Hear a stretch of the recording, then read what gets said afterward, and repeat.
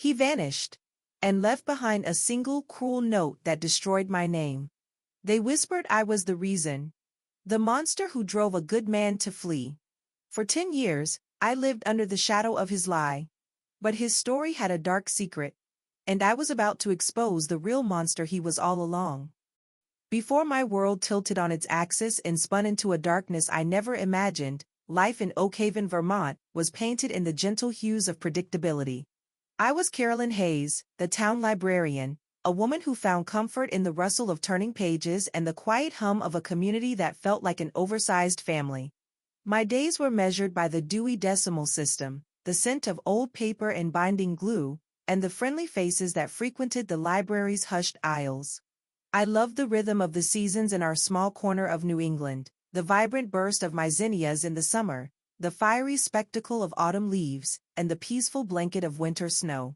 It was a simple existence, but it was mine, and I cherished its unassuming grace.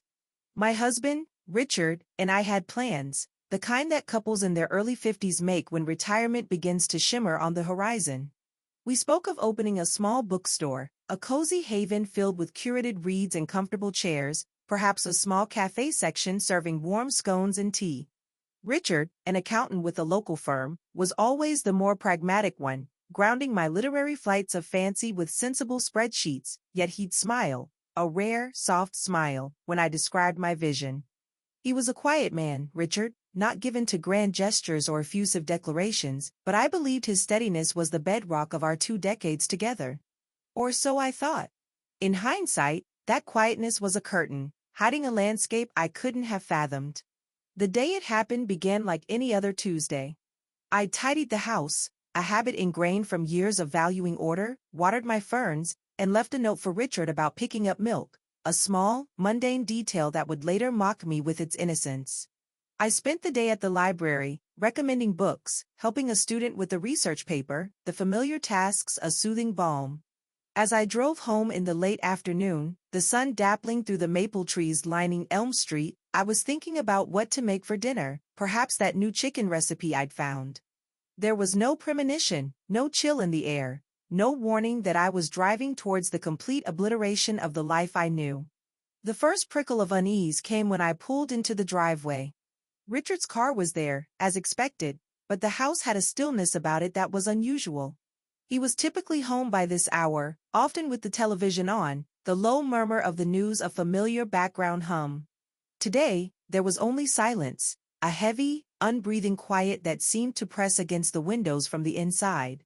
I called out his name as I stepped into the kitchen, my voice sounding unnaturally loud in the stillness.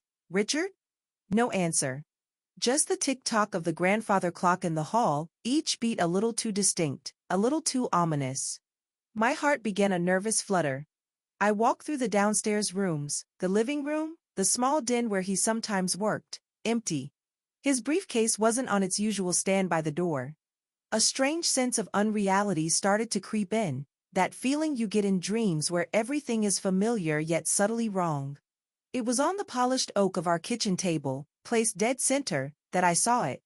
A single white envelope, my name, Carolyn, written across the front in Richard's neat, precise handwriting. It looked stark, almost accusatory, against the warm wood. With trembling fingers, I picked it up. The paper felt cold. Inside, a single sheet, filled with that same meticulous script. But the words, oh, the words. They were not Richard's, not the Richard the first thought I knew. They were venomous, carefully crafted daggers designed to pierce and twist. He wrote that he couldn't take it anymore, that I had driven him away. He painted a picture of me as a shrew, emotionally cruel, financially reckless, a woman who had suffocated him with her demands and expectations. He even hinted at an affair on my part, a vague, insidious suggestion that left room for the darkest interpretations. The note claimed my actions, my very being, had made his life unbearable, forcing him to leave for his own sanity and safety. It was a masterpiece of blame, every sentence a carefully aimed blow. He wrote that if anything should happen to him, if he were to be found harmed, well, people would know where to look. The implication was chilling, monstrous. I read it once, then twice, the words blurring, my mind struggling to reconcile this hateful tirade with the man I had shared my life with. Disbelief warred with a rising tide of nausea. This couldn't be real. This had to be some terrible, sick joke. My legs gave out, and I sank onto a kitchen chair, the letter crinkling in my clenched fist. The room seemed to spin. Emotional cruelty. I, who had always tried to be a supportive partner. Financial recklessness? We lived modestly. Richard himself managed our finances with an iron grip. An affair? The accusation was so ludicrous, so out of left field, it was almost laughable if it weren't so terrifyingly malicious. My breath came in ragged gasps. What was this? Why would he write such things? Why would he leave, not with a conversation, a fight, but with this? This character assassination left behind like a time bomb? Just as I was trying to grapple with the poisonous contents of that letter, a sharp, authoritative knock echoed from the front door. It made me jump, my nerves already frayed beyond measure. Peeking through the lace curtain of the kitchen window that offered a sliver of a view to the porch, I saw them. 2 police officers, their expressions grim, their uniforms stark against the fading daylight. And standing just behind them, her face a mask of carefully constructed concern, was Diane, Richard's sister. Diane, who had always maintained a cool distance, whose polite smiles never quite reached her eyes when she looked at me.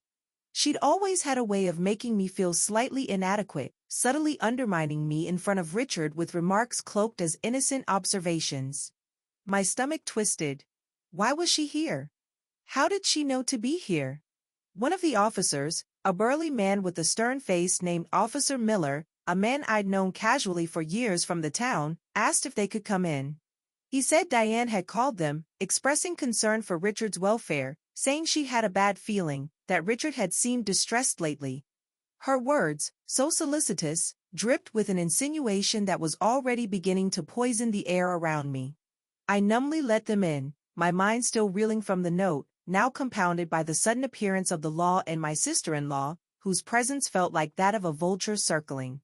Officer Miller asked if Richard was home, and the words caught in my throat. I could only shake my head, gesturing vaguely towards the kitchen, towards the letter that lay on the table like a venomous snake. He picked it up, his partner, a younger woman I didn't recognize, looking on with a watchful, neutral expression. Diane hovered by the doorway, her eyes darting between me and the officers, a flicker of something unreadable in their depths. As Officer Miller read Richard's words aloud, his voice flat and official, the accusation seemed to gain a terrible concrete weight in the sudden silence of my home. Each slander, each lie, filled the space, painting me as the villain of a story I didn't even recognize. I watched his face, saw the subtle shift in his expression from professional inquiry to a dawning, hardened suspicion. He looked up from the letter, his gaze no longer that of a familiar community member, but of an officer of the law scrutinizing a potential suspect. The younger officer's eyes narrowed slightly as she looked at me. In that moment, standing in my own kitchen, surrounded by the artifacts of my life, I felt the ground beneath me begin to crack. The warmth of my home, the safety of my reputation, the very foundation of my identity, all started to crumble under the weight of Richard's calculated, cruel words. This wasn't just a husband leaving, this was an execution of my character, meticulously planned and ruthlessly delivered. The nightmare was only just beginning, I could feel it, the tendrils of suspicion already coiling around me, cold and tight. The life I had known was over, shattered by a piece of paper, and the question of what came next loomed, vast and terrifying. If this story of injustice and the search for a hidden truth resonates with you, please consider subscribing to our channel and giving this video a like. And I'd be truly interested to know, where in the world are you listening to my story from today? Let me know in the comments below. The path ahead was darker than I could ever imagine, and the fight for my name had just begun. The hours that followed the discovery of Richard's note and the arrival of the police are a blur of cold dread and suffocating disbelief. Officer Miller and his partner asked questions, a lot of questions. When had I last seen Richard? Did we argue? Was there anyone else involved?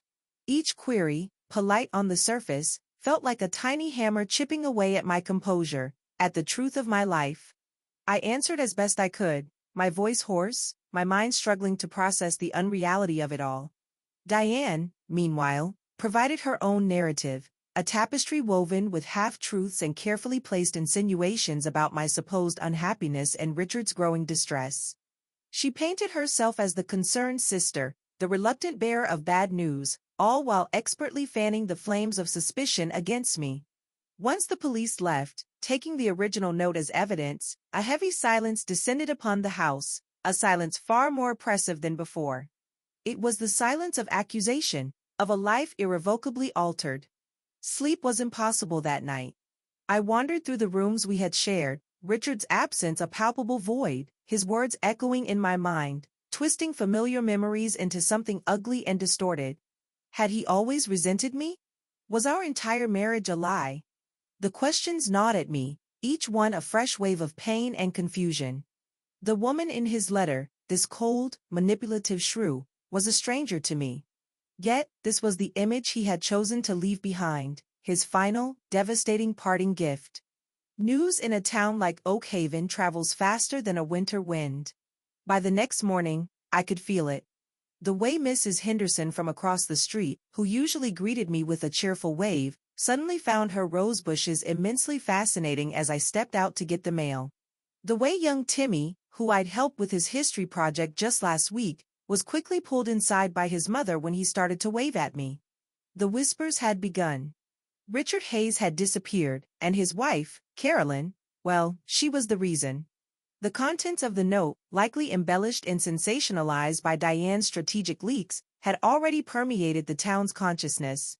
My first venture into the public square, a necessary trip to the grocery store for essentials I was too numb to have thought of, was an ordeal. Every aisle felt like a gauntlet. Conversations hushed as I approached, heads turned, eyes followed me with a mixture of curiosity and condemnation.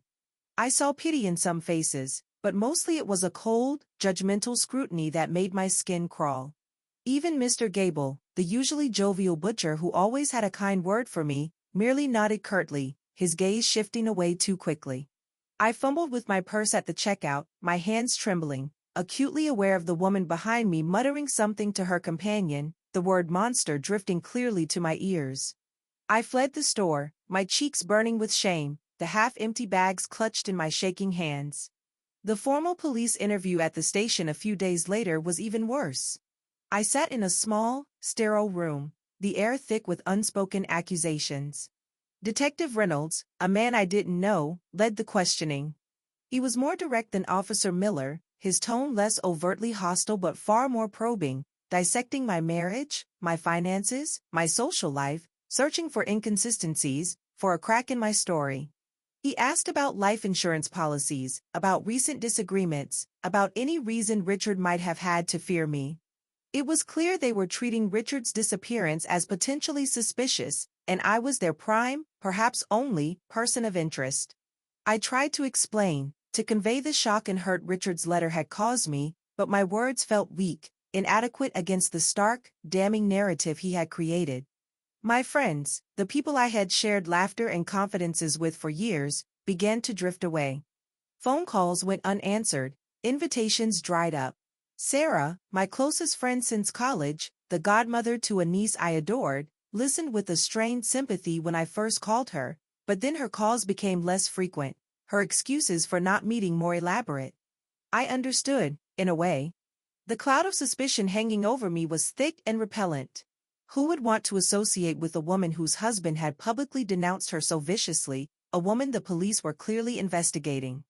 The loneliness was a crushing weight, an isolation so profound it felt like I was drowning in an invisible sea. The most painful blow, however, came from the place that had once been my sanctuary, the Oak Haven Public Library. Mr. Abernathy, the head librarian, a kind, elderly man who had always been supportive, called me into his office. His face was etched with discomfort. He spoke of the unfortunate situation, the disruption to the library's atmosphere, the concerns voiced by some board members and parents. He suggested, gently but firmly, that it would be best if I took an extended leave of absence. "Until this whole thing blows over, Carolyn," he said, avoiding my eyes. But we both knew what it meant. I was being cast out. The place where I had dedicated so much of my life, the place that felt like home, was now closed to me. As the weeks turned into months, the initial shock began to wear off, replaced by a gnawing despair and a slow, burning anger. Richard's carefully constructed lies had not only destroyed my reputation but were also systematically dismantling my life. The leave of absence from the library became permanent a few months later, formalized in a cold, impersonal letter. With no income, the bills started to pile up. It was then I discovered the full extent of Richard's financial betrayal. He hadn't just left, he had systematically emptied our joint savings accounts, cashed in bonds we had painstakingly accumulated, leaving me with almost nothing. The man who had accused me of financial recklessness had, in fact, plundered our shared future before vanishing.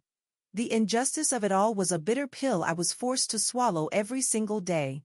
I was judged, condemned, and impoverished based on the words of a man who was, by all appearances, a liar and a thief. Yet, his narrative, the one of the long-suffering husband driven away by a monstrous wife, was the one that stuck. It was easier, perhaps, for people to believe in a simple villainess than to confront the more complex and unsettling truth that a seemingly ordinary man could be capable of such calculated cruelty. I felt like a ghost in my own life, invisible to those who once knew me, defined only by the slanderous caricature Richard had painted. The weight of the community's scorn was immense. I stopped going out unless absolutely necessary. The four walls of my home, the home Richard and I had shared, began to feel like a prison. Every creak of the floorboards, every familiar object, was a reminder of his betrayal. The joyous memories we had made within those walls were now tainted, overlaid with the sickening realization that they might have all been part of an elaborate deception. Was any of it real? Or had I been living a carefully curated lie for 20 years, too blind or too trusting to see the actor behind the mask? The police investigation eventually wound down, officially classifying Richard as a missing person, case unresolved.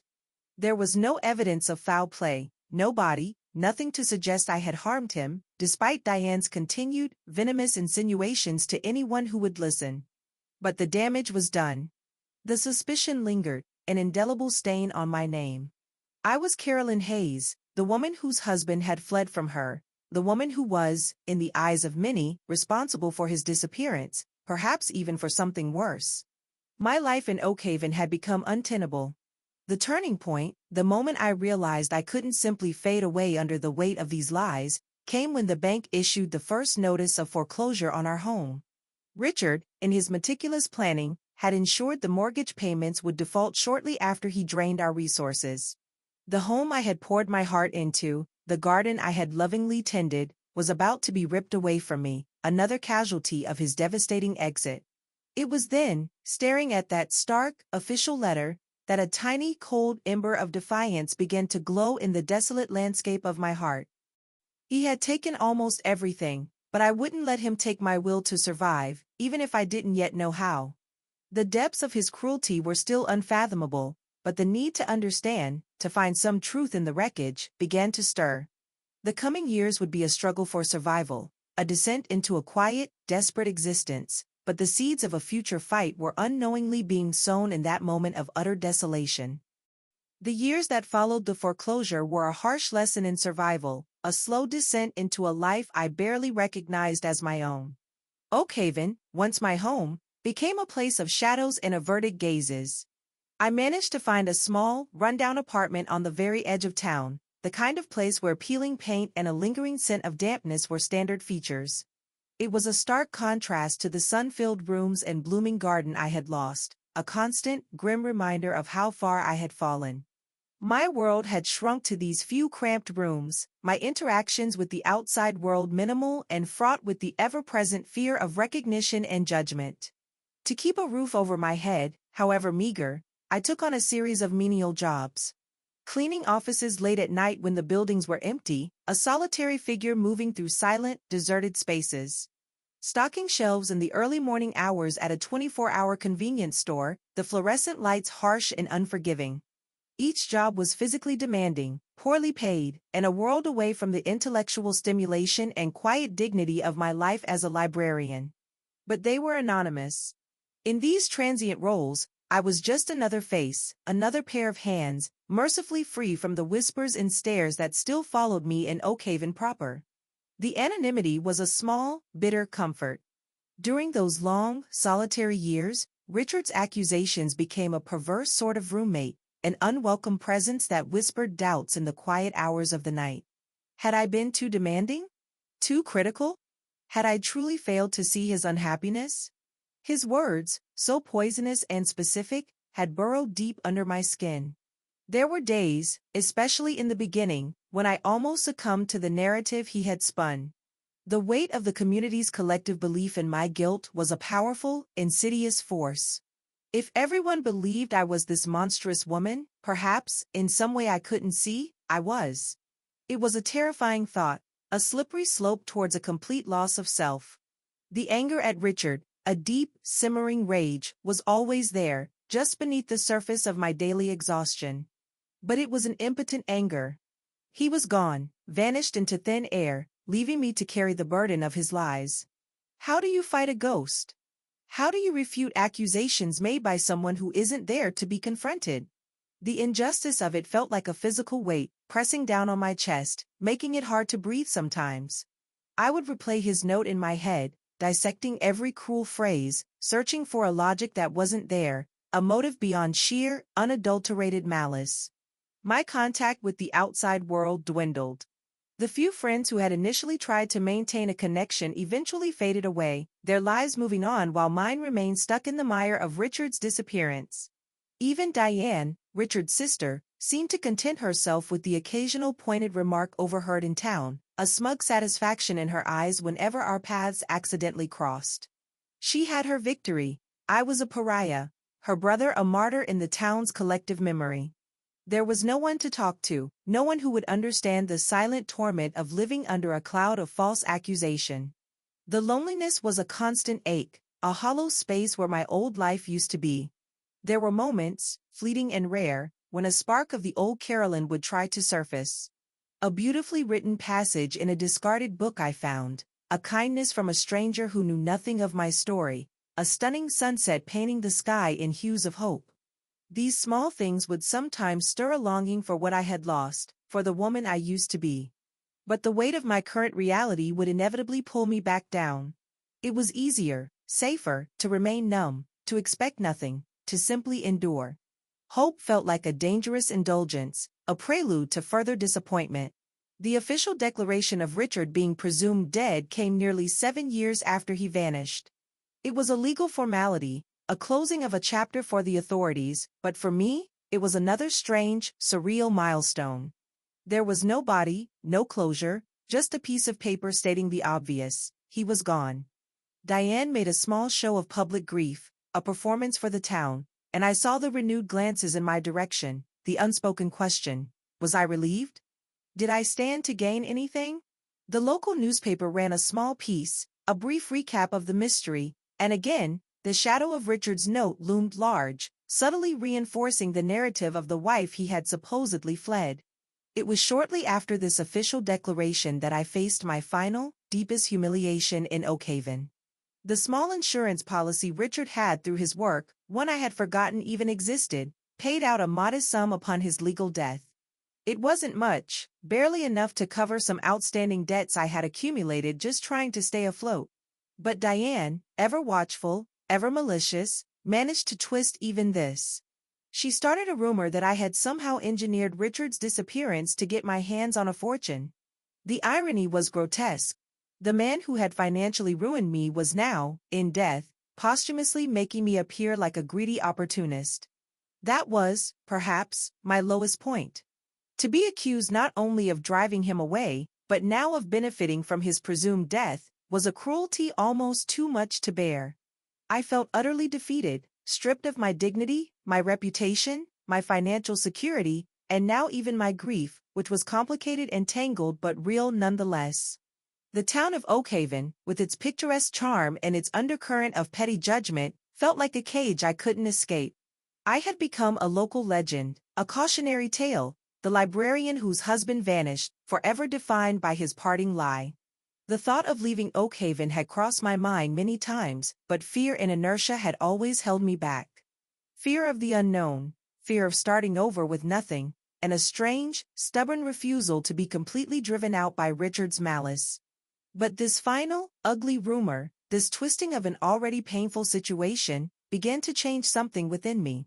It was one insult too many, one layer of injustice too thick to endure passively. The thought of spending the rest of my days under this suffocating blanket of lies, in this town that had so readily condemned me, suddenly became intolerable. The despair didn't magically lift, but a new, unfamiliar resolve began to take root in its place. It wasn't hope, not yet, but a flicker of something harder, something more resilient. A quiet, steely determination to simply not be crushed. I didn't know how, I didn't know when, but I knew I couldn't continue to exist like this, as a shadow of my former self, forever branded by Richard's deceit. The darkness was still profound, but somewhere, deep inside, a tiny, almost imperceptible shift was occurring. The victim was tired of being a victim. The years of silent suffering had unknowingly been forging a strength I hadn't realized I possessed, a strength that was about to be tested in ways I couldn't yet foresee. This story is far from over, and the shadows of the past hold secrets that are yet to be unearthed. If you're finding yourself drawn into this journey of uncovering a devastating truth, make sure you're subscribed so you don't miss what happens next. Hit that notification bell too, because you won't believe where this path ultimately leads. The quiet life I once knew was gone, but a new, far more complicated chapter was slowly, painfully, beginning to write itself. The decision to finally leave Oakhaven wasn't a dramatic, sudden event, but a slow, quiet unraveling of the ties that had bound me to a place that no longer felt like home. It was fueled by years of accumulated pain and the dawning realization that my sanity depended on escaping the oppressive atmosphere of constant judgment. The final impetus came not from any grand event, but from the mundane act of packing. I had been forced to move yet again, this time from my rundown apartment on the edge of town to an even smaller, more desolate rooming house a few miles further out. The meager possessions I still owned felt like an anchor, each one a reminder of a life that had been systematically dismantled. It was while sifting through a dusty box of Richard's old things, items I hadn't had the heart or the energy to dispose of completely, that I stumbled upon it.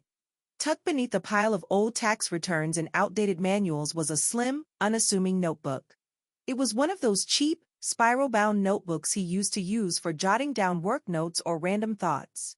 I almost tossed it onto the discard pile, another piece of a past I was desperate to shed.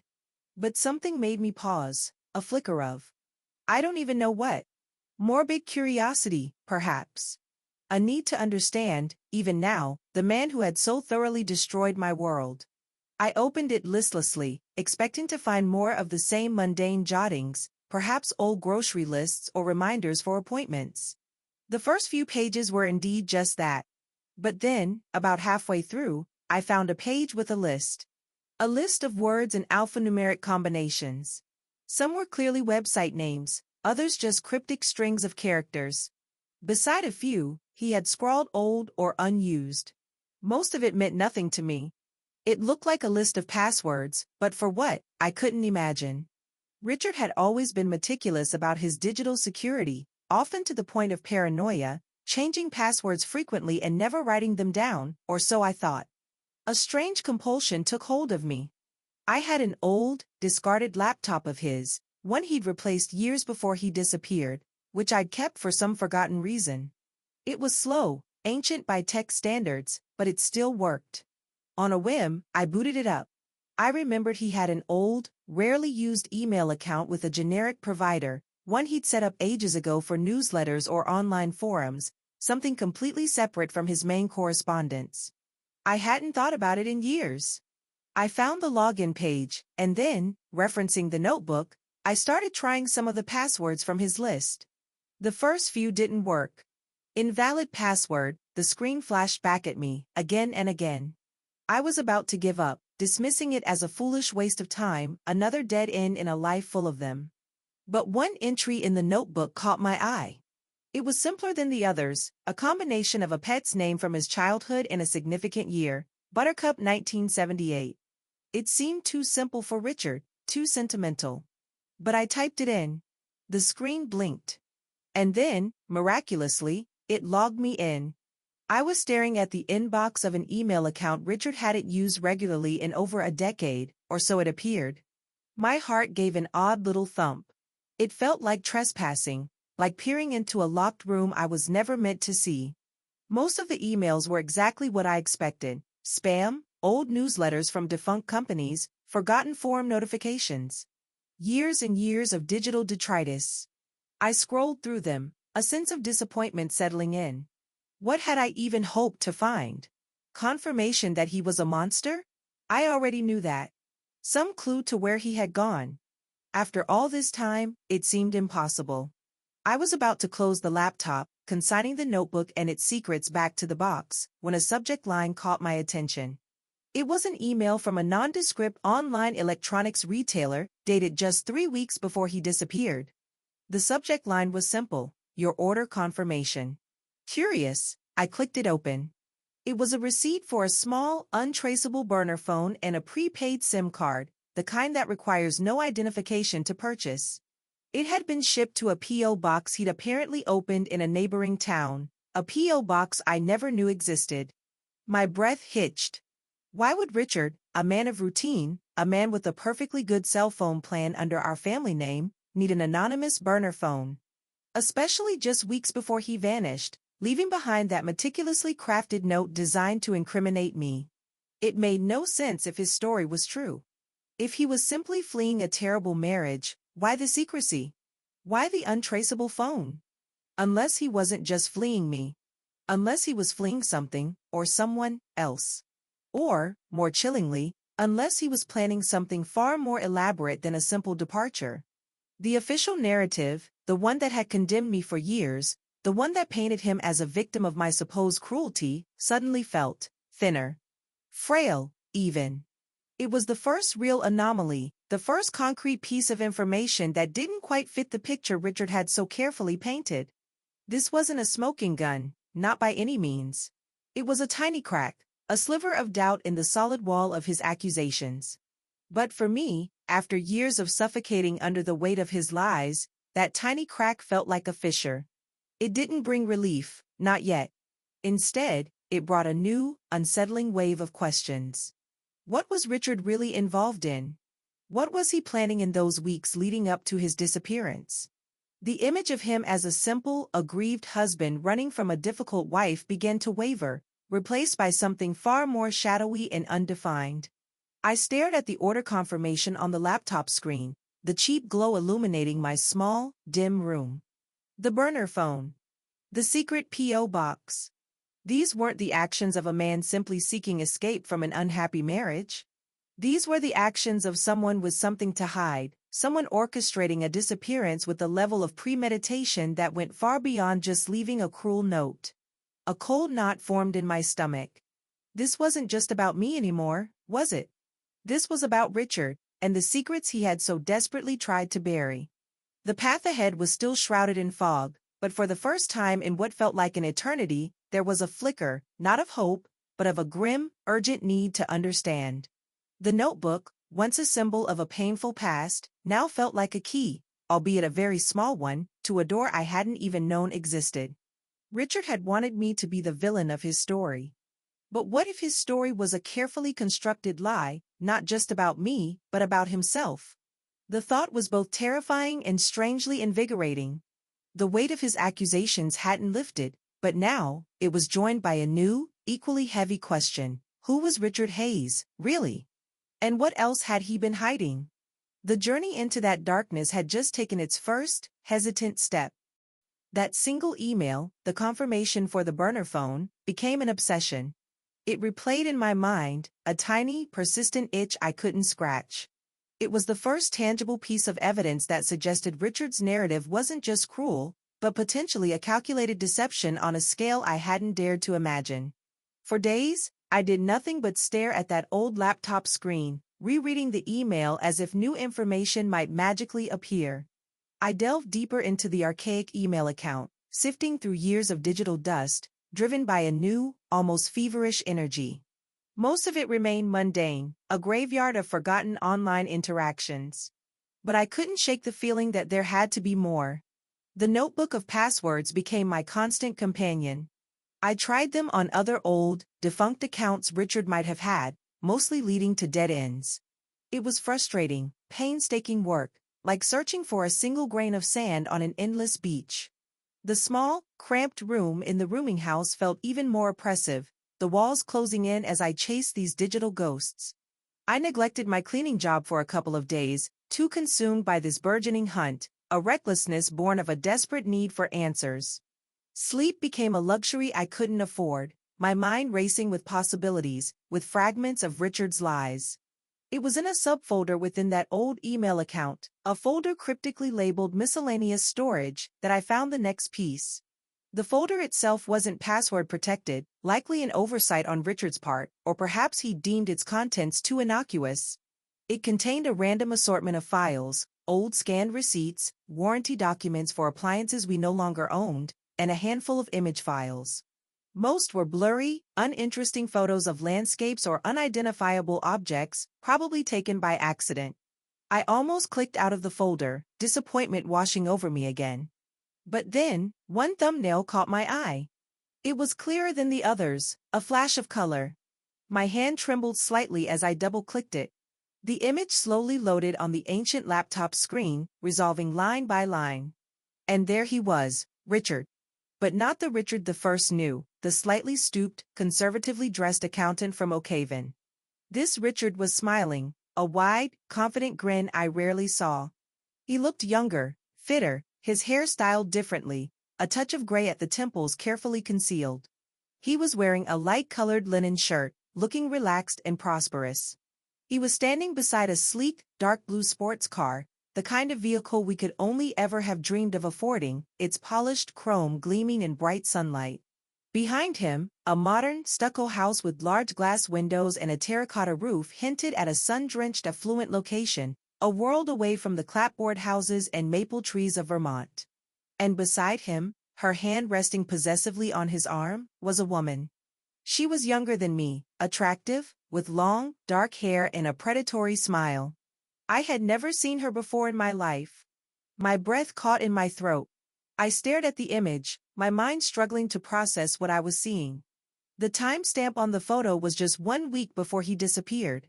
1 week before he'd left that note accusing me of driving him away.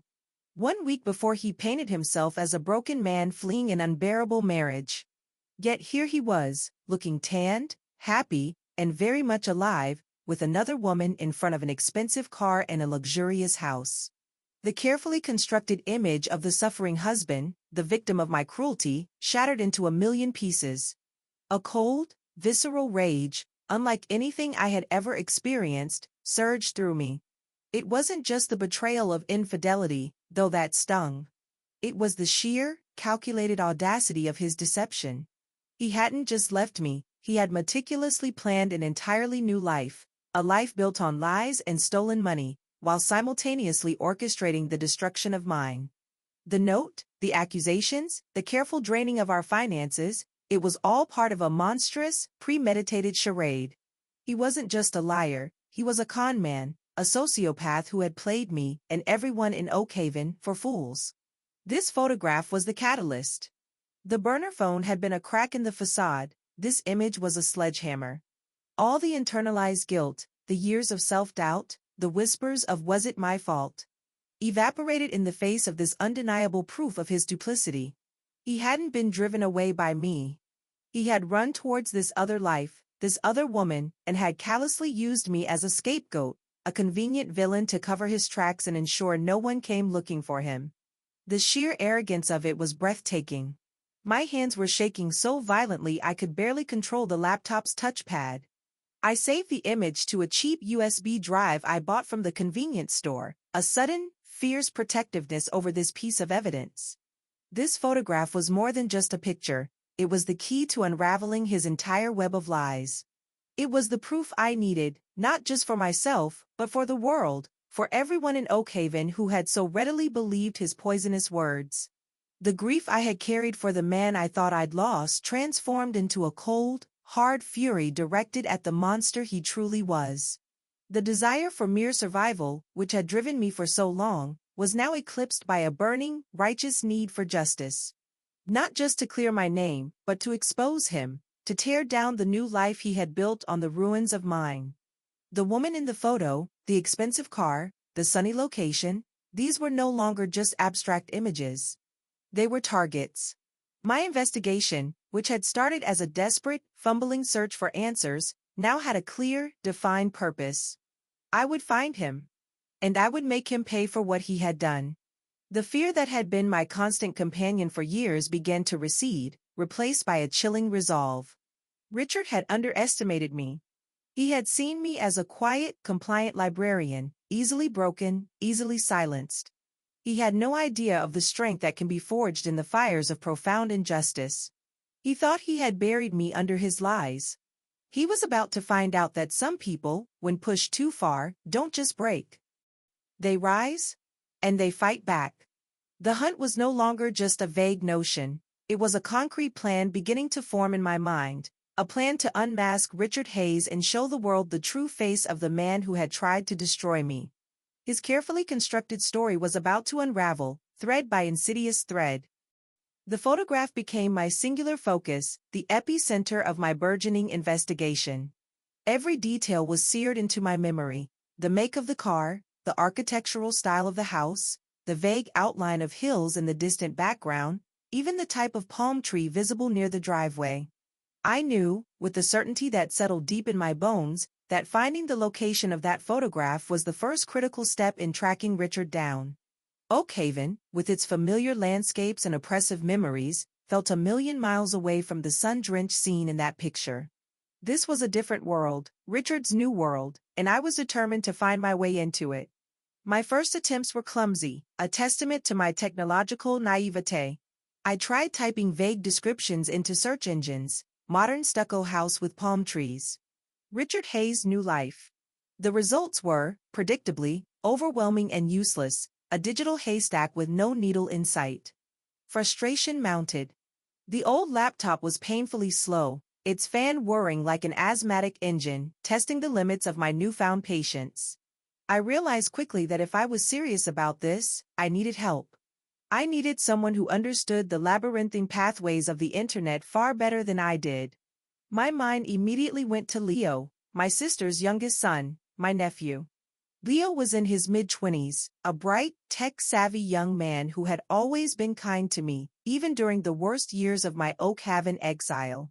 He lived several states away, working as a freelance graphic designer, his life a whirlwind of digital projects and online communities. We hadn't spoken much since Richard's disappearance, the distance and my own shame creating a chasm. But I remembered Leo as being perceptive, someone who didn't always follow the prevailing narrative. He had sent me a carefully worded, sympathetic email years ago, a small gesture that had meant more than he probably knew. Gathering every ounce of courage I possessed, I called him. My voice trembled as I explained, haltingly at first, then with growing conviction, what I had found. I told him about the burner phone, the secret email account, and finally, the photograph. I expected skepticism, perhaps even pity. Instead, Leo listened intently, asking sharp, insightful questions. There was no judgment in his voice, only a growing sense of intrigue. When I finished, there was a brief silence on the line. Then he said, his voice firm, "Aunt Carolyn, send me that photo. Let's see what we can dig up." A wave of relief, so profound it almost buckled my knees, washed over me. I wasn't alone in this anymore. That evening, I emailed him the image, along with a detailed account of everything I had pieced together. The next few days were a blur of phone calls and emails with Leo. He was a whirlwind of digital efficiency.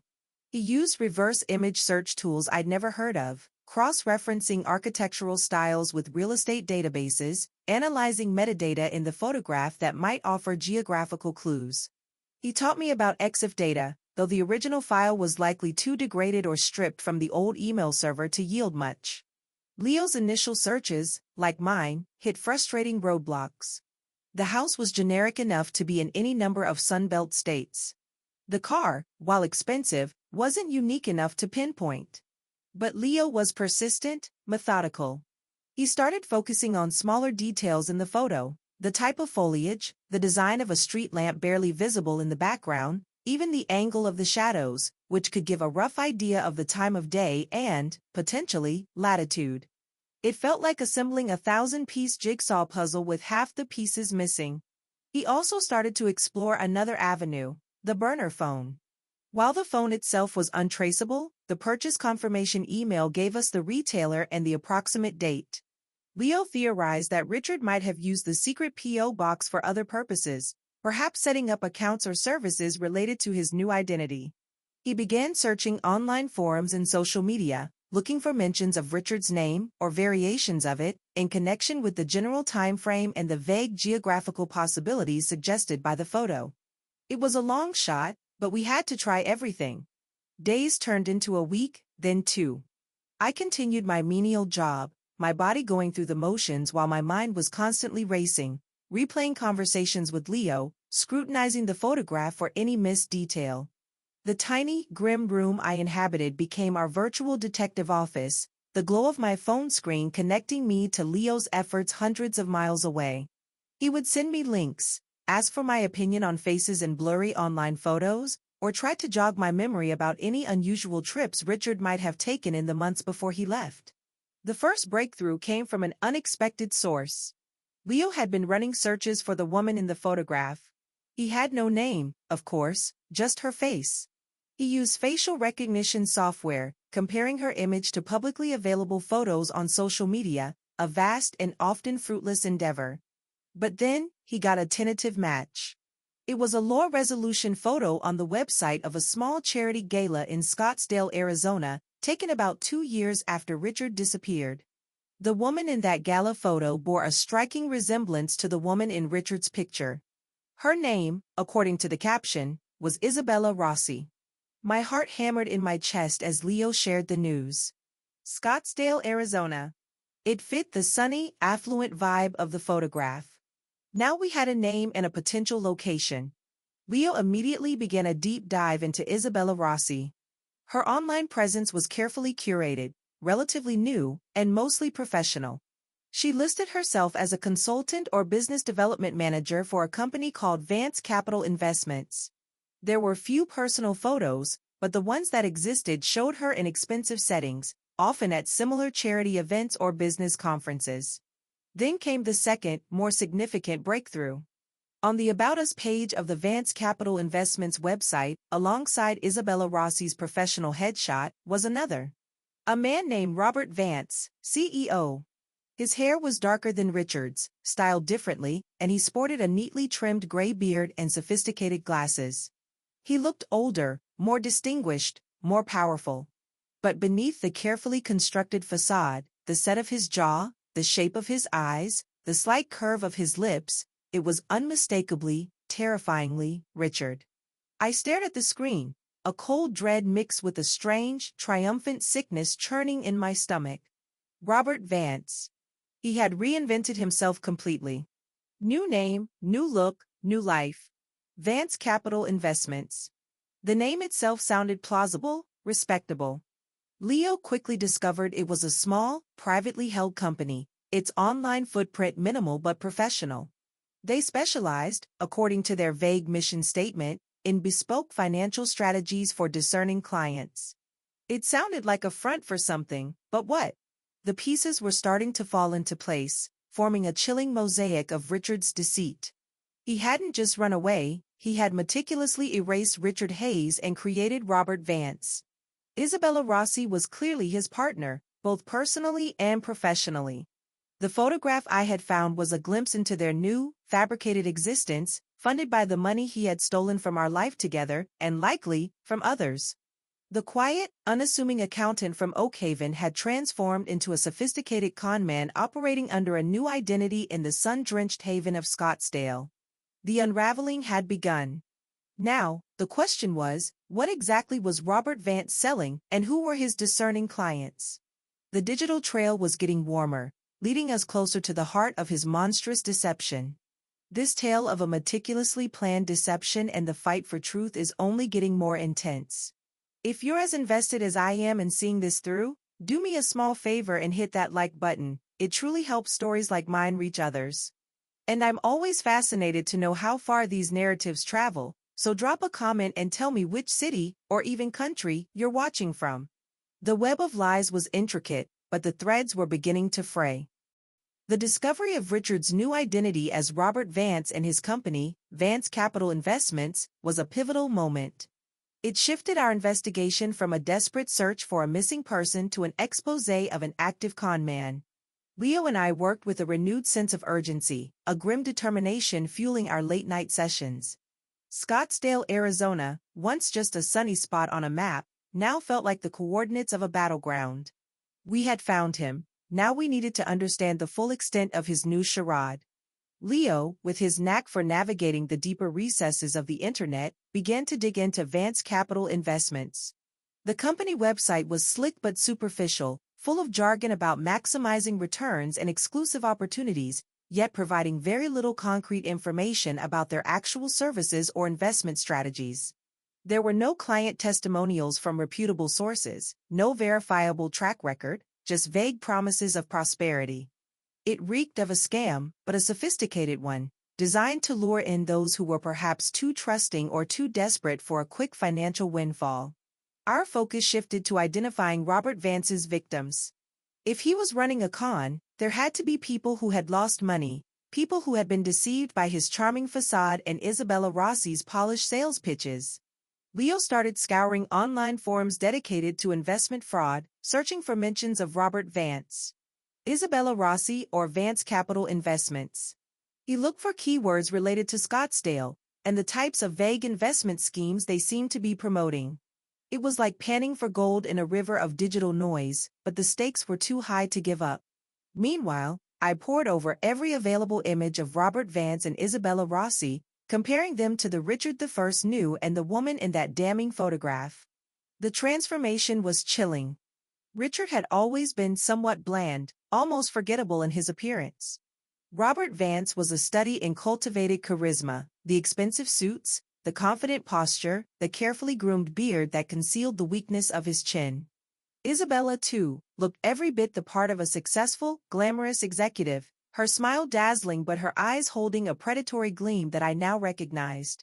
They were a team, a pair of sharks circling unsuspecting prey. The breakthrough came from a local Scottsdale community forum, one of those online message boards where residents discuss everything from lost pets to neighborhood concerns. Tucked away in a thread about local businesses, Leo found a series of increasingly agitated posts. They were from different users, all complaining about a Mr. Vance and his investment company. The stories were eerily similar: initial meetings filled with impressive promises, pressure to invest quickly in time-sensitive opportunities, and then, once the money was handed over, communication would become sporadic, returns would fail to materialize, and attempts to withdraw funds would be met with endless delays and excuses. Some posters mentioned feeling ashamed, foolish for being taken in. Others were angry, threatening legal action that never seemed to go anywhere. The amounts mentioned weren't colossal, typically in the range of tens of thousands of dollars, significant sums for the individuals involved, often seniors or people with modest savings, but perhaps small enough to fly under the radar of major financial crime units, or to make a lengthy, expensive legal battle prohibitive for the victims. Richard, or Robert, was clearly targeting vulnerable people, those less likely to have the resources or sophistication to fight back effectively. One name that appeared multiple times in these frustrated posts was an elderly woman named Mrs. Agnes Peterson. She wrote with a clarity and quiet fury that resonated with me. She detailed how Mr. Vance had charmed her, speaking of securing her retirement, how Isabella Rossi had befriended her with seemingly genuine warmth, only for them to drain a significant portion of her late husband's life savings. Her posts were a heartbreaking mix of bewilderment, betrayal, and a desperate plea for accountability. She mentioned having reported them to the local police, but felt she wasn't being taken seriously. This was it. This was the human cost of Richard's new life. He hadn't just stolen from me, he was actively preying on others, destroying their financial security, their trust, their peace of mind. The man I had once loved, the man I had shared 2 decades of my life with, was not just a runaway husband or a common thief.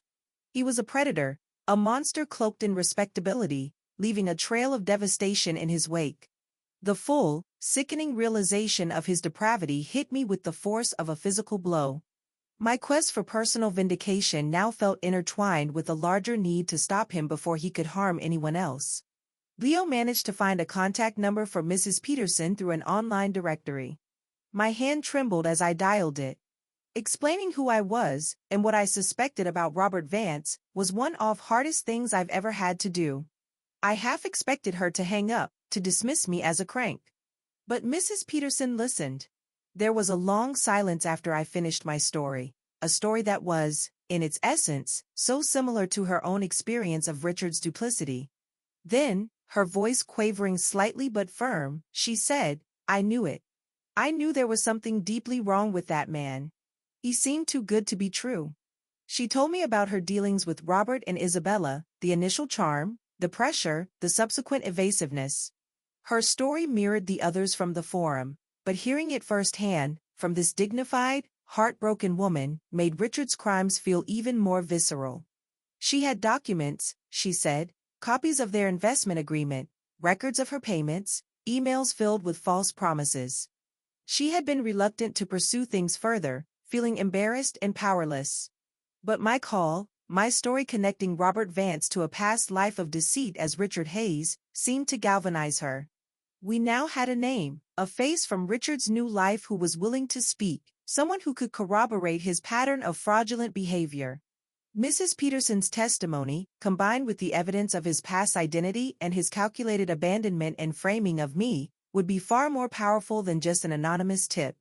The monster was fully unmasked, his methods laid bare. He wasn't just a bad husband who had run away from me. He was a systematic fraudster, a con man who had reinvented himself to continue his predatory lifestyle, leaving a trail of broken lives and stolen dreams. The shock was profound, but beneath it, a cold, hard resolve was solidifying. He had to be stopped. And I knew, with absolute certainty, that I was the one who had to make sure it happened.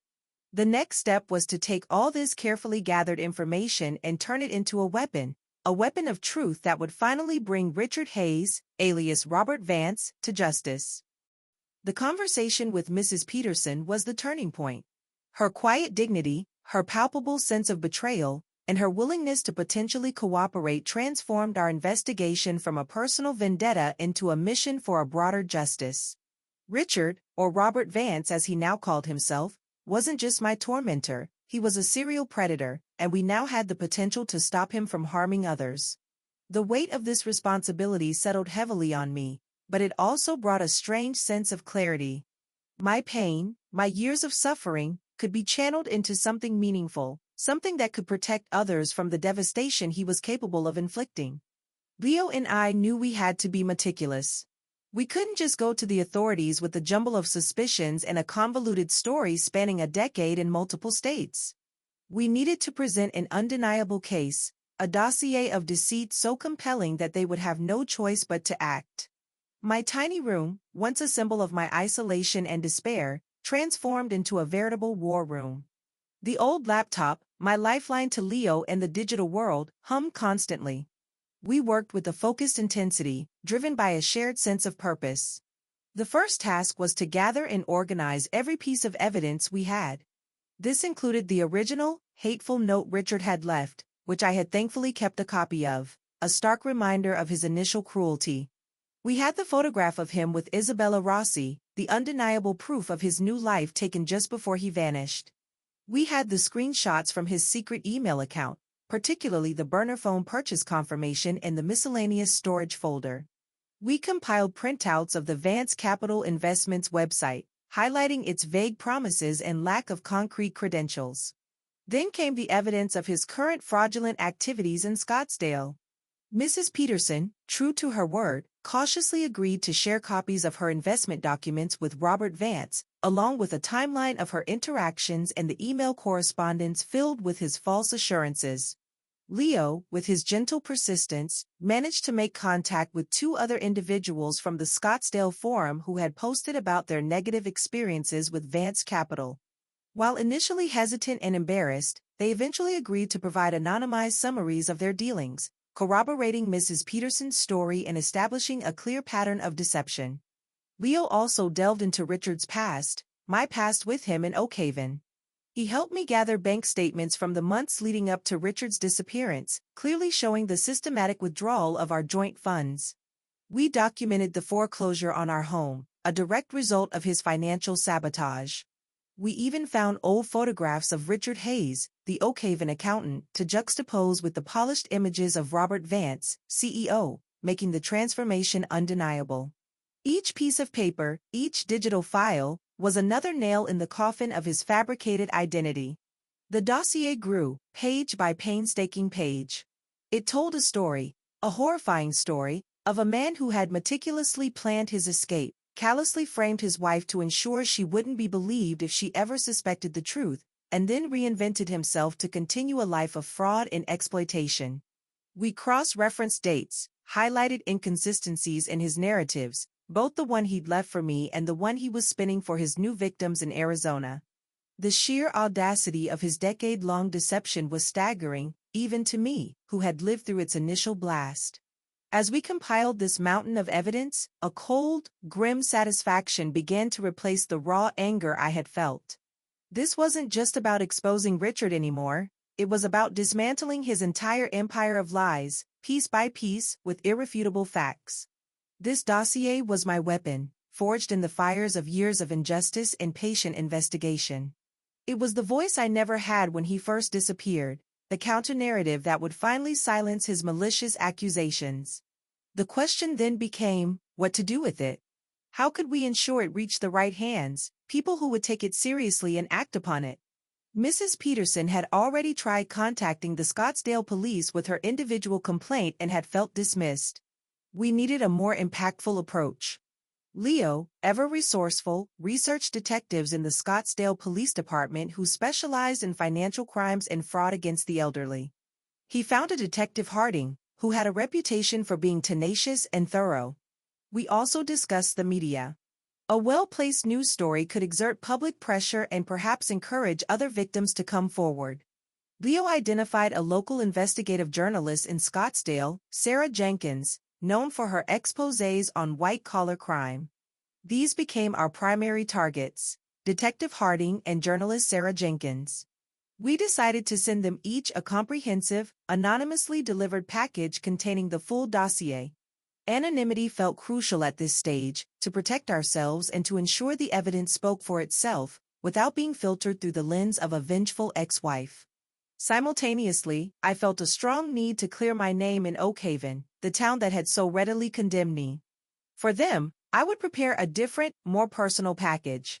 It would include a condensed version of the dossier, enough to prove Richard's true nature and my innocence, along with a carefully worded personal statement.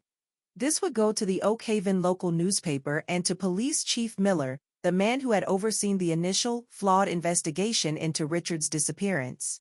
It was time for Oakhaven to know the truth, not just about Richard, but about me. The plan was set. It was audacious, terrifying, and carried immense personal risk. If it backfired, if Richard caught wind of it, he could disappear again, this time perhaps for good. Or worse. But the alternative, to live the rest of my life under the shadow of his lies, to know he was out there preying on others, was no longer an option. The timid librarian who had been shattered by a cruel note was gone. In her place was a woman who had stared into the abyss of betrayal and emerged with a steely resolve. The weapon of truth was forged. The next step was to wield it. The days leading up to sending out the dossiers were a torment of anxiety and second-guessing. Every creak in the old rooming house, every unexpected knock on the door, sent a jolt of fear through me. Was it him? Had he somehow found out? The paranoia was a constant, unwelcome companion.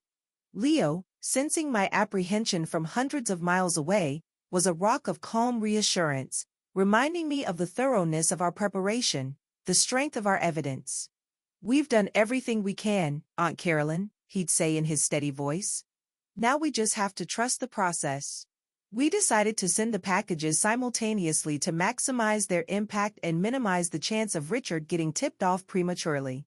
Leo, with his superior tech skills, handled the digital dissemination to the Arizona journalist, Sarah Jenkins, ensuring the files were encrypted and sent from an untraceable temporary email address. For Detective Harding in Scottsdale and for the Oakhaven recipients, I prepared physical packages. Each dossier was neatly printed, organized into clear sections with a concise cover letter outlining the contents and the connections between Richard Hayes and Robert Vance. The act of mailing those packages felt monumental, a point of no return. I chose a post office in a neighboring town, far from my usual haunts, my heart hammering against my ribs as I handed them over to the indifferent postal clerk.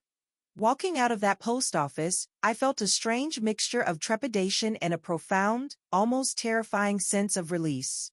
The secret I had carried, the truth I had painstakingly unearthed, was now out in the world, on its way to people who had the power to act.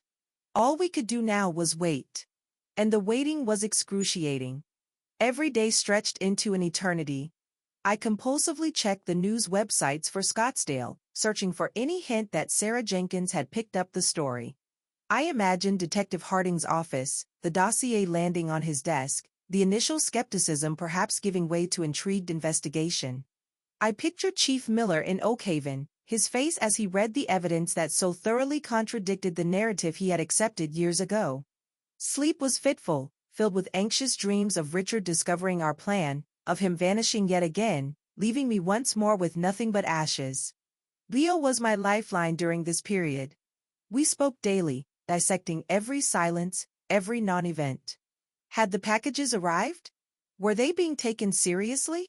Or had they been dismissed as the ramblings of a disgruntled individual?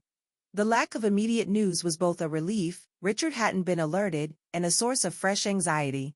Perhaps our carefully constructed case wasn't as compelling as we thought. Perhaps the system was too broken, too indifferent, to care about a con man who targeted the vulnerable and an ex-wife falsely accused a decade ago. A week passed, then 10 days. The silence from Arizona and Oakhaven was deafening. Doubt began to creep in, a cold tendril wrapping around the fragile hope I had nurtured.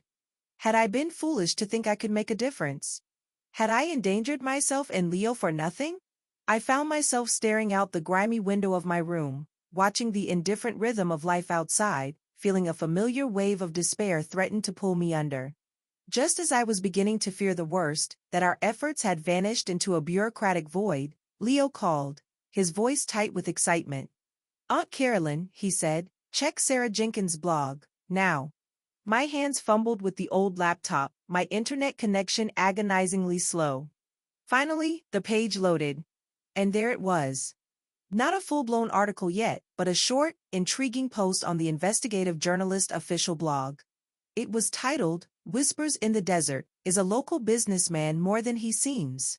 It didn't mention Richard or Robert Vance by name, nor Vance Capital Investments.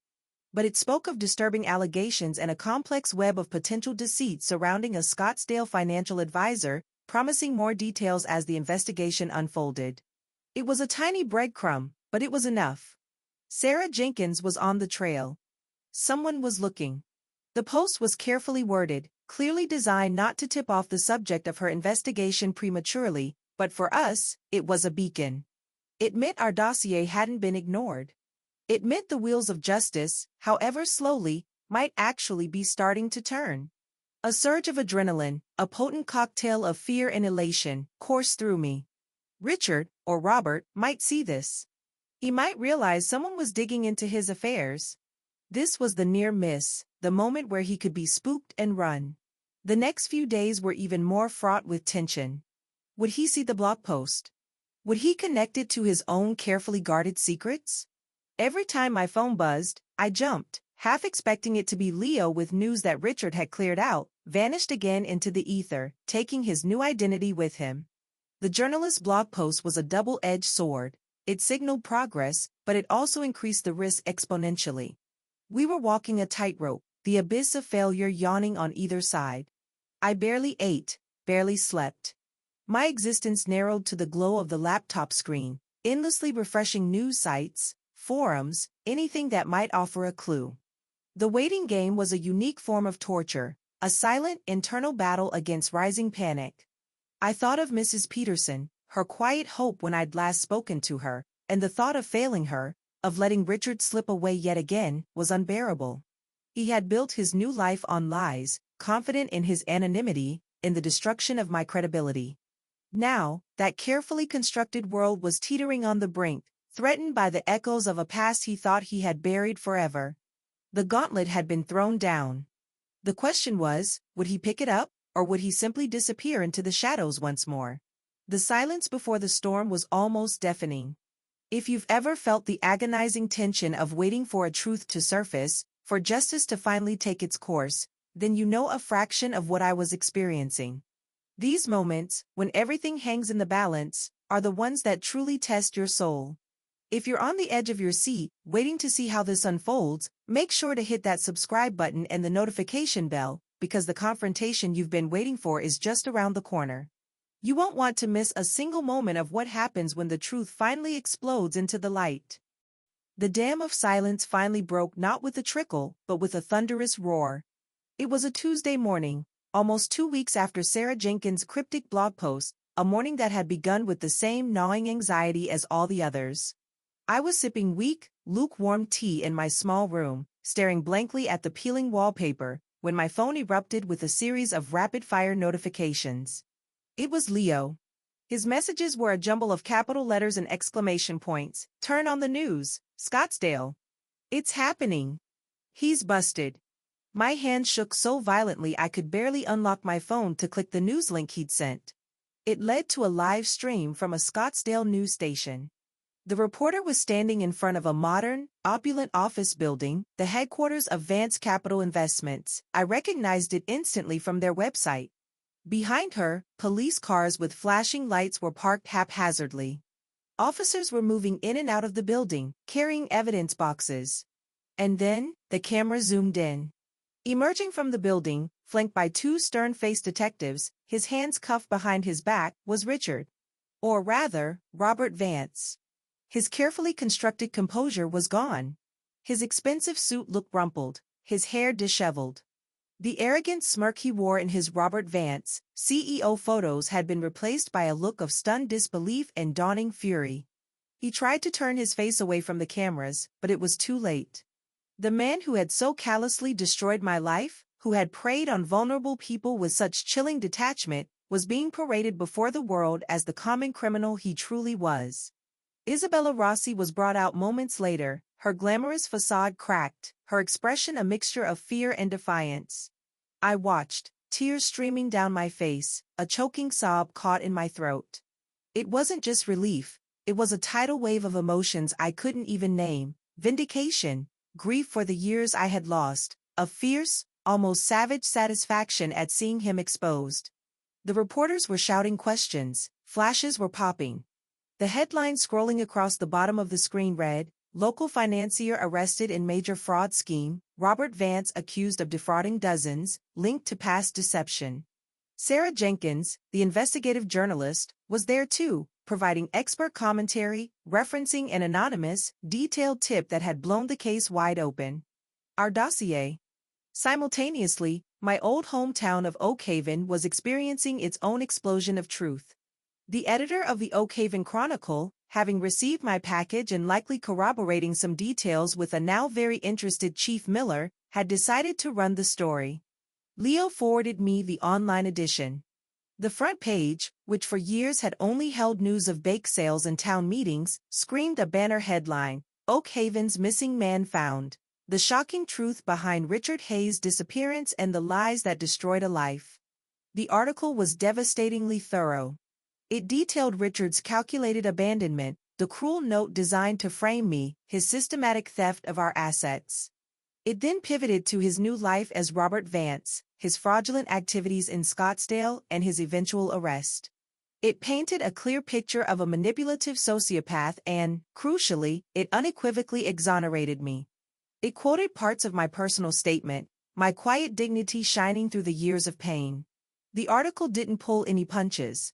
It named Diane, Richard's sister, and her role in perpetuating the lies against me, her crocodile tears for her wronged brother now exposed as complicity in a cruel charade. The national news outlets quickly picked up the sensational story. The tale of the quiet librarian framed by her con-man husband, who then reinvented himself to defraud the elderly, only to be brought down by the persistent investigation of the wife he tried to destroy. It was irresistible. Robert Vance was no longer just a local Scottsdale fraudster, he was Richard Hayes, the villain of a story that was now captivating the country.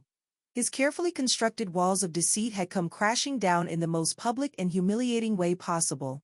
My phone began to ring incessantly. Former friends from Oak Haven, neighbors who had once shunned me, even distant relatives I hadn't heard from in years. Their voices were a mixture of shock, apology, and awkward attempts at reconciliation. Some were genuinely remorseful, their words filled with shame for having believed Richard's lies, for their part in my isolation. Others seemed more concerned with absolving their own guilt, their apologies feeling hollow and self-serving. I listened, mostly in silence, the years of hurt too deep to be erased by a few hasty words. The greatest satisfaction, however, came not from these belated apologies but from the knowledge that Richard was finally facing consequences. The evidence we had provided, particularly Mrs. Peterson's brave testimony and her meticulous records, formed the backbone of the prosecution's case in Arizona. His charm, his lies, were no match for the cold, hard facts. The legal proceedings would be lengthy, but his downfall was assured. He would no longer be able to hide behind his masks, no longer be able to prey on the unsuspecting. The truth, the explosive, undeniable truth, had finally come out. It hadn't just set me free from the burden of false accusation, it had brought a ruthless predator to justice. The relief was immense, but it was also tinged with a profound exhaustion. The battle had been long, arduous, and fought mostly in the shadows. Now, standing in the sudden, harsh glare of public vindication, I felt like a soldier emerging from a war, weary but unbowed. The world finally knew who Richard Hayes truly was.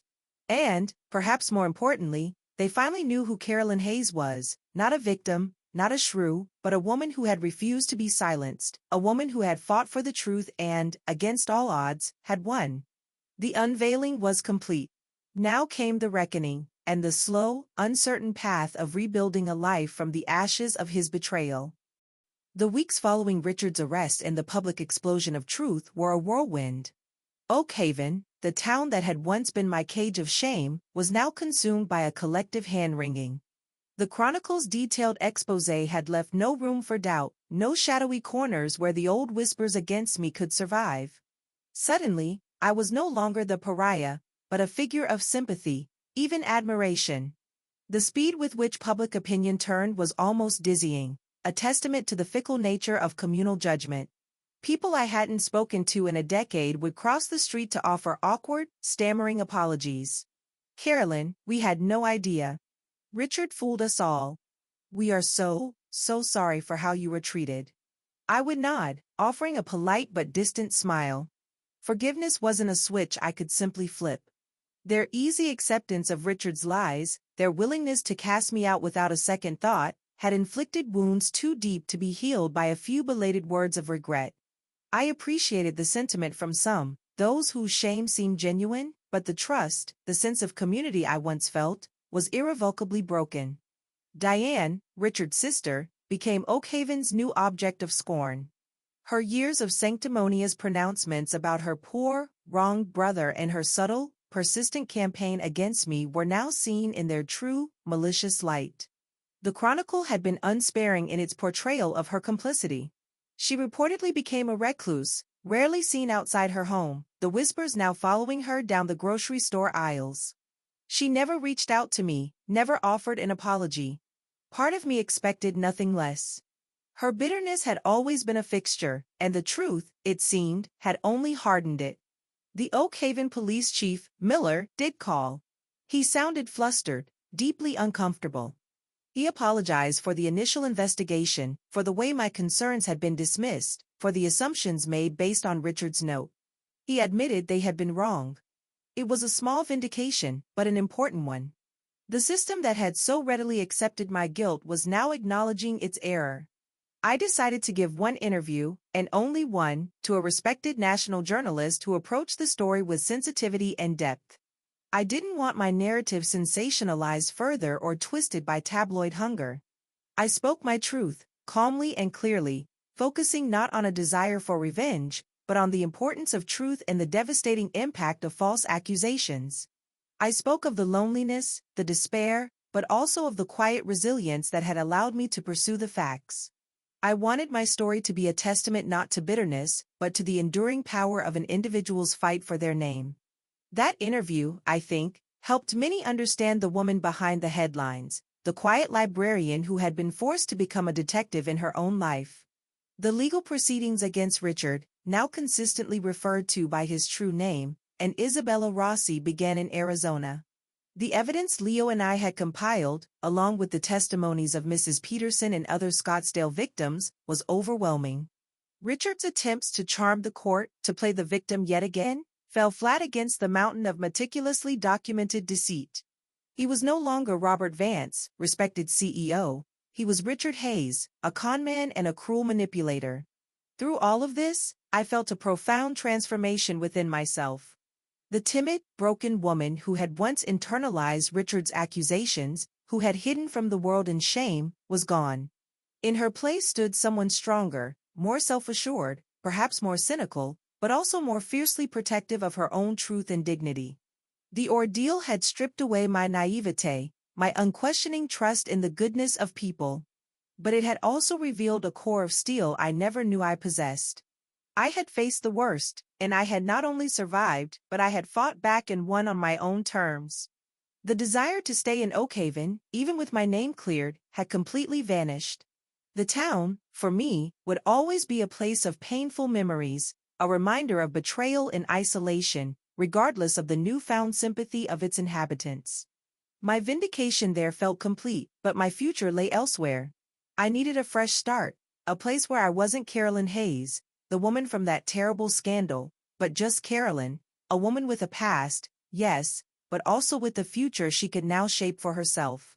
I began to make quiet plans to leave.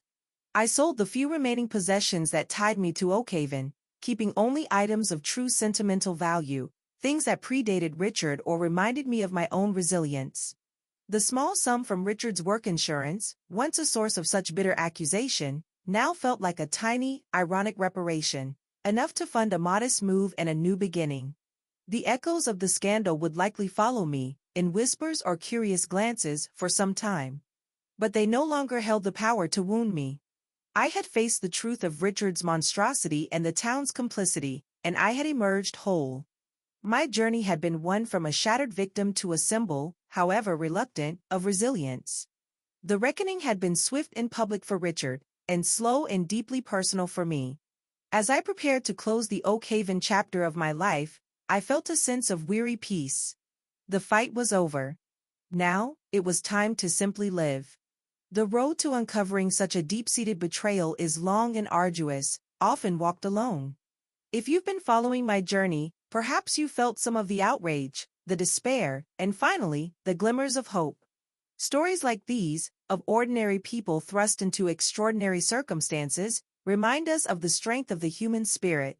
Your engagement, your likes, and your comments sharing where you're listening from, create a community around these narratives. It shows that even in the darkest of times, voices can be heard, and truth can prevail. The final chapter of this story isn't just about endings, but about new, hard-won beginnings.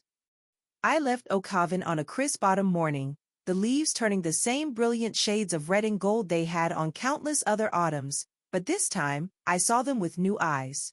There was no dramatic farewell, no grand pronouncements. I simply packed my few belongings into a small, rented car and drove away, the town receding in my rearview mirror until it was just a speck on the horizon. With each mile that passed, I felt a tangible lightening of my spirit, as if I were shedding a heavy, invisible cloak I had been forced to wear for a decade. My new life began in a quiet, unassuming city hundreds of miles away, a place where no one knew my name or my story. I found a small, clean apartment in a diverse neighborhood, filled with the anonymous hum of urban life. It wasn't grand, but it was mine, a sanctuary I could build on my own terms. The first few months were about establishing simple routines, finding a new rhythm. I discovered a charming used bookstore tucked away on a side street, its shelves overflowing with literary treasures, and the kind owner, a woman named Maria with wise eyes and a warm smile, eventually offered me a part-time job. Working amongst books again felt like coming home, a gentle echo of the life I had once loved, but without the painful associations of Oakhaven. Here, I was just Carolyn, the quiet woman who knew her way around the classics and could always recommend the perfect read. My colleagues were kind, my interactions with customers pleasant and blessedly normal. No one looked at me with pity or suspicion. No one whispered behind their hands when I walked by. It was an incredible relief, the simple gift of anonymity. Richard Hayes was eventually convicted on multiple counts of fraud and sentenced to a lengthy prison term. Isabella Rossi, having cooperated with prosecutors in exchange for a lesser sentence, also faced consequences for her role in their schemes. I followed the news of their sentencing with a distant, detached interest. There was no elation, no desire for further vengeance. His imprisonment was simply the logical conclusion of his actions, a necessary consequence. My justice had already been served when the truth came out, when my name was cleared, when I reclaimed my own narrative. His fate was now irrelevant to my daily life. I never saw him again, and I had no desire to. Did I forgive him? That's a question people often ask, as if forgiveness is a neat little bow to tie on the end of a traumatic story. The truth is, I don't know if I'll ever truly forgive Richard for the calculated cruelty, for the years he stole from me, for the way he tried to annihilate my very identity. Some wounds run too deep for easy absolution. But I have, I think, reached a place of acceptance. I accept what happened. I accept that he was a monster. And I accept that I survived him. That, for me, is a more honest and potent peace than any forced forgiveness could ever be. As for the people of Oakhaven, those who turned their backs on me, I hold a different kind of feeling. It's not outright anger anymore, more a lingering disappointment in their lack of courage, their willingness to believe the worst. I hope, perhaps, that my story served as a cautionary tale for them, a reminder that truth is often more complex than convenient narratives, and that compassion should not be so easily discarded. But their opinions, their judgments, no longer have any power over me. I am free of them. The scars, of course, remain.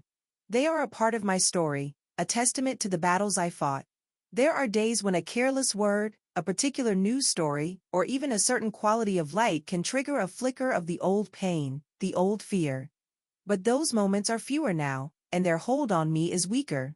I am no longer defined by Richard's betrayal, but by my own resilience, by the life I am slowly, carefully rebuilding. I find joy in small things, the scent of old books, a perfectly brewed cup of tea, the quiet companionship of my new acquaintances, the freedom to simply be myself without fear or apology. My life today is not the one I had planned with Richard all those years ago, with the quaint bookstore and the peaceful retirement. That dream died with the discovery of his note. But it is a good life, a real life, forged in fire and tempered by experience. I am stronger than I ever thought possible, more discerning, more appreciative of authenticity and kindness. I learned that even in the deepest darkness, a single spark of truth, if nurtured, can grow into a flame that banishes the shadows. My story is one of false accusation, of profound injustice, and ultimately, of a hard-won vindication. It's a reminder that lies, no matter how cleverly constructed, cannot withstand the persistent search for truth. And it's a testament to the enduring strength of the human spirit to not only survive but to emerge from the wreckage, scarred but whole, ready to face a new sunrise. I am Carolyn Hayes, and I am finally, truly, free. This has been a long and emotional journey, and I want to thank you for staying with me until the very end. Sharing this story, my story, has been a part of my healing. If it resonated with you, if you felt the injustice and the eventual triumph of truth, please consider subscribing to this channel for more stories of resilience and justice. Give this video a like if you believe in the power of truth. And one last time, I'd love to hear from you. From which city, which corner of the world, did you join me on this journey today? Your presence here means more than you know. Thank you.